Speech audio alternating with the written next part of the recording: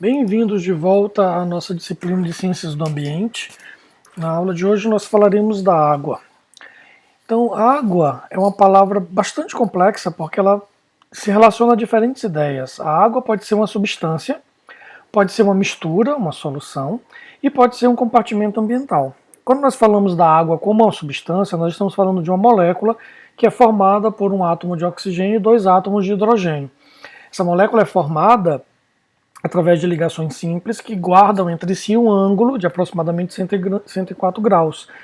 Essa disposição da molécula de água faz com que eu tenha uma formação de dois polos. Uma vez que o oxigênio tem maior eletronegatividade, então ele atrai os elétrons para si, então as nuvens eletrônicas são deslocadas na direção do oxigênio, formando ali um polo negativo e resultando em um polo positivo nos átomos de hidrogênio. Isso é extremamente importante porque isso define uma série de interações que a água vai fazer. Por ser polar e por ter essa diferença, né, de eletronegatividade entre os seus átomos, ela atrai cátions e ânions. O polo negativo da água vai atrair os cátions e o polo positivo vai atrair os ânions. Da mesma forma, existe uma interação muito forte entre esse polo positivo de uma molécula de água e o polo negativo de uma molécula de água vizinha. Então esse hidrogênio ele é atraído pelo oxigênio de uma molécula de água vizinha, fazendo que eu tenha aí uma ligação ou interação tão forte que é chamada de ligação de hidrogênio. Então isso dá à água uma forte interação entre as suas moléculas, causando uma grande tensão superficial, exigindo que a água receba uma grande quantidade de energia para que ela possa passar do estado líquido para o estado gasoso, e assim por diante. Então, muitos aspectos físicos e químicos da água estão ligados a essa disposição desses átomos na sua molécula. Uma coisa também muito curiosa a respeito da molécula de água é que ao se congelar, né, quando nós baixamos a temperatura e ela passa para o estado sólido, a água forma, ela assume uma configuração espacial que gera uma série de espaços vazios.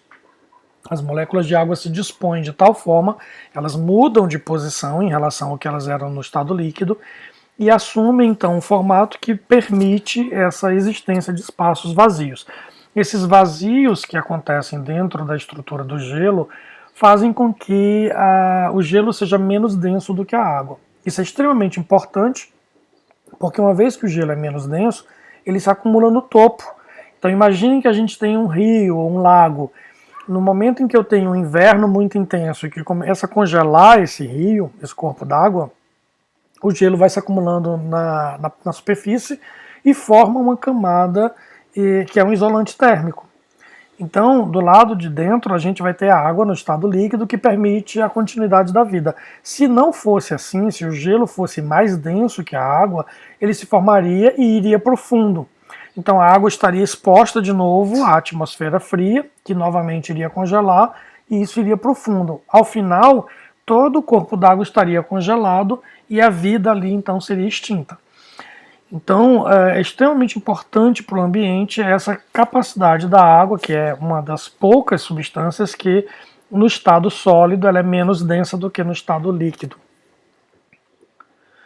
Quando a gente fala da água como uma solução, né, por exemplo, você diz, eu quero tomar um copo d'água. Eu já não estou falando mais de H2O, mas sim de uma mistura em que a água é o seu maior constituinte. Então, por que isso acontece? Como eu falei anteriormente, os polos positivos da água atraem os íons negativos e os polos negativos da água atraem íons positivos. E também atrai moléculas polares, né, moléculas que tenham polos positivos e negativos. Então, com isso, ela consegue separar cada partícula daquele cristal. Imaginem que eu tenho um cristal de sal, coloco ele na água, essa molécula de água vai englobar os cátions e os ânions e separá-los uns dos outros, dissolvendo completamente esse sal, como nós podemos ver nessa imagem. O NaCl, exemplo clássico de composto iônico, ao ser adicionado à água, sofre uma dissociação. Isto ocorre devido às interações entre as moléculas de água e os íons Na+, e Cl-, que formam o retículo cristalino do cloreto de sódio. Os hidrogênios da água interagem com os ânions cloreto, Cl-. Os oxigênios da água interagem com os cátions Na+. Então, isso explica por que a grande maioria das substâncias iônicas ou fortemente polares são dissolvidas pela água. Mas nós temos também substâncias que são apolares e se dissolvem na água. Por exemplo, o açúcar. O açúcar comum, né, a sacarose que a gente usa na cozinha, ele não tem polos, mas mesmo assim ele se dissolve na água. Por que isso acontece? Porque, na verdade, a molécula de açúcar ela tem várias hidroxilas, né, vários grupamentos OH na sua estrutura. Então, esses OH que tem na molécula de açúcar, eles interagem com a molécula de água formando ligações de hidrogênio, ou seja, o hidrogênio desse OH é atraído pelo oxigênio da água, enquanto que o oxigênio desse OH atrai o hidrogênio da água. E isso faz com que eu tenha muitas moléculas de água englobando essa molécula de açúcar e dissolvendo o açúcar, né? Por que isso não acontece com a celulose? Por que isso não acontece com o amido, que são também formados por moléculas de açúcares? Porque nesse caso a molécula é tão grande, né? A celulose e o amido são polímeros feitos de várias estruturas de glicose. Então ela é tão grande que eu não consigo fazer com que a água consiga englobar completamente e afastá-la, né? Eu não tenho energia suficiente para fazer essa solvatação, que é o que a gente chama esse processo de a água dar a volta na molécula e afastar ela das demais. Então, como as moléculas de amido ou de celulose são muito grandes, eu não consigo fazer. No caso do amido, eu ainda consigo fazer um colóide, né? Eu consigo fazer uma suspensão e um colóide com ele. E no caso da celulose, nem isso, eu só consigo hidratar a madeira, mas não consigo dissolver a madeira. Mas o açúcar, que é uma molécula menor, essa sim, né, se dissolve completamente, como nós podemos ver nesse vídeo.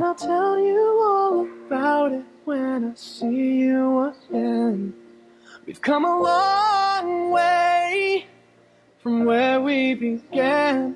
Oh. Então nós vemos que a água tem essa propriedade de dissolver uma série de substâncias. Por isso ela é muitas vezes chamada de solvente universal. Mas nem tudo se dissolve na água, né? E nem tudo realmente se dissocia, como a gente viu acontecer ali no cloreto de sódio.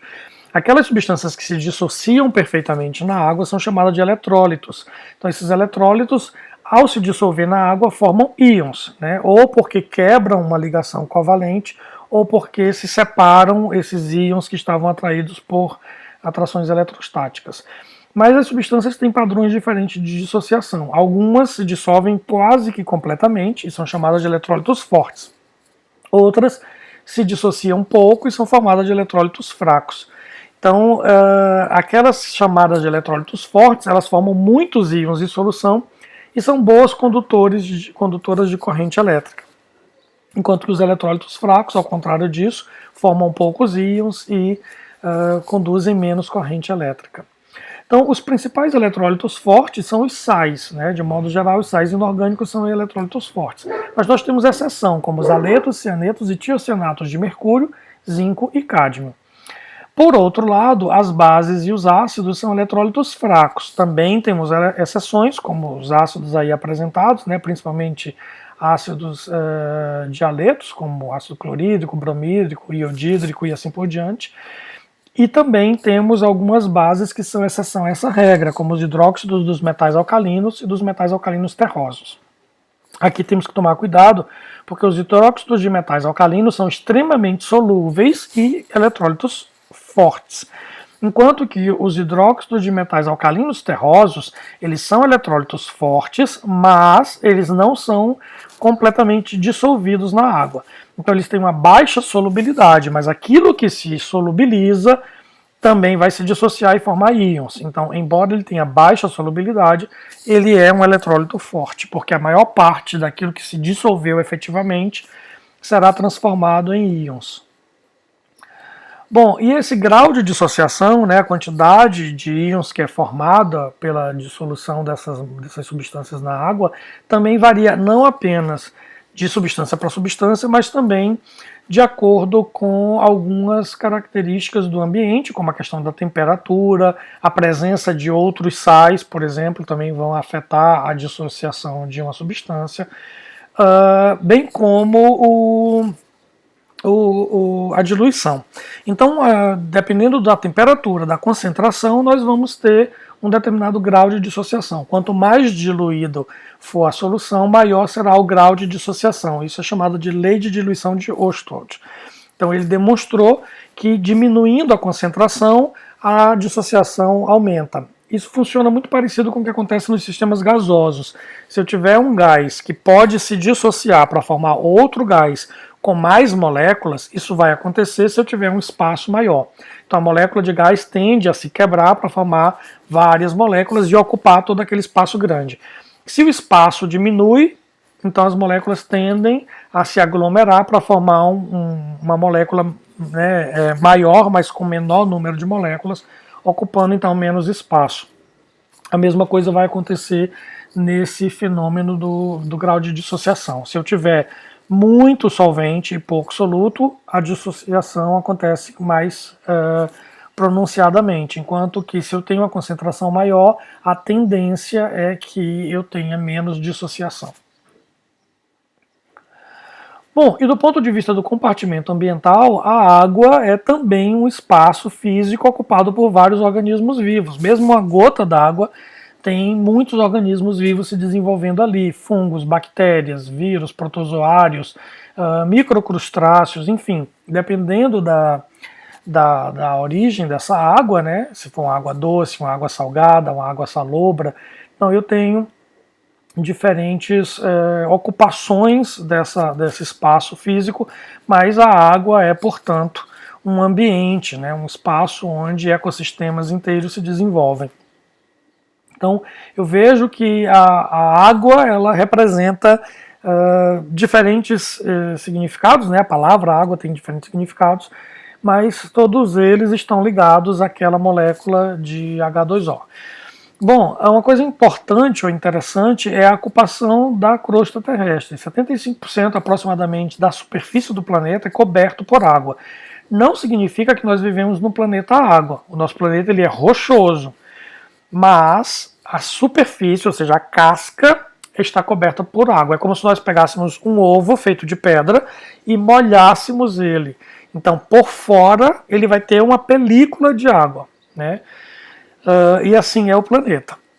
Então, vendo essas fotos aqui tiradas do espaço, a gente vai perceber que existem faces do planeta que são completamente água, como é o caso do Oceano Pacífico, né? Nós temos muito mais água e pouquíssimos pontos de terra.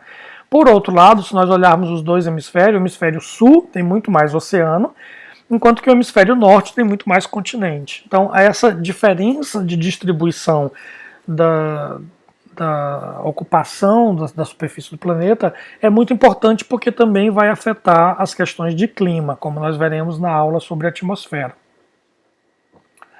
Bom, do ponto de vista da distribuição da água no planeta, né, aqui está a apresentação desses valores em quilômetros cúbicos, mas para nós entendermos melhor, vamos pensar em termos de percentual. 97% da água está nos oceanos, ou seja, nós temos muito mais água salgada do que água doce. Do que sobra desses quase 3%, né, um pouco menos do que 3%, nós teremos a maior parte da água doce nas geleiras e nas calotas polares, ou seja, no alto das montanhas e no Polo Norte e Polo Sul. Então, às vezes, é difícil de serem acessadas.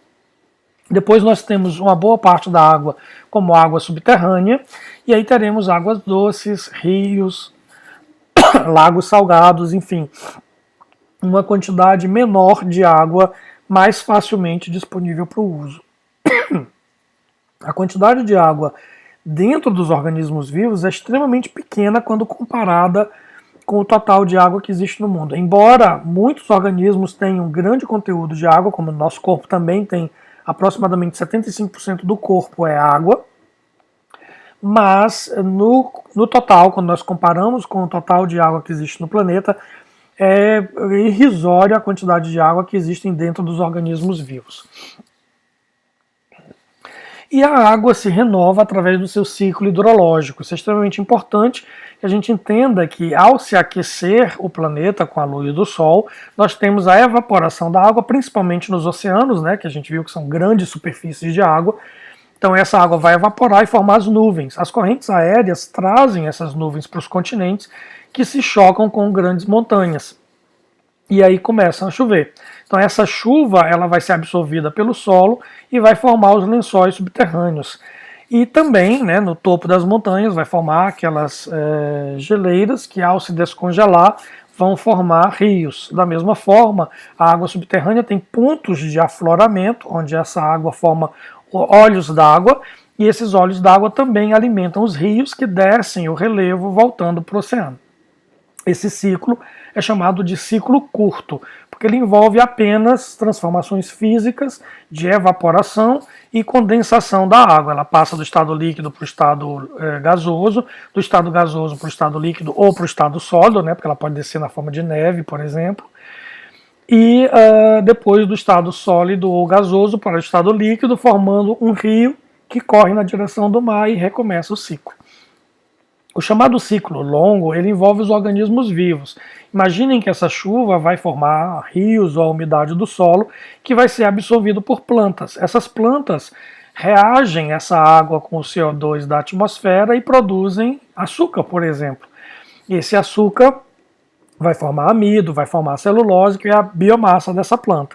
Os herbívoros se alimentam dessa planta e transformam então esse material na sua própria biomassa. Então essa água vai sendo transferida dentro dos organismos vivos e pode levar muitos anos para que ela seja de novo lançada de volta nesse ciclo. É claro que ela pode imediatamente ser devolvida na forma de evapotranspiração, no caso das plantas, ou na forma de transpiração ou de urina, no caso dos animais, e aí ela volta para o ciclo hidrológico. Mas boa parte dessa molécula de água ficou presa dentro dos organismos vivos, como açúcares, como gorduras ou como proteínas.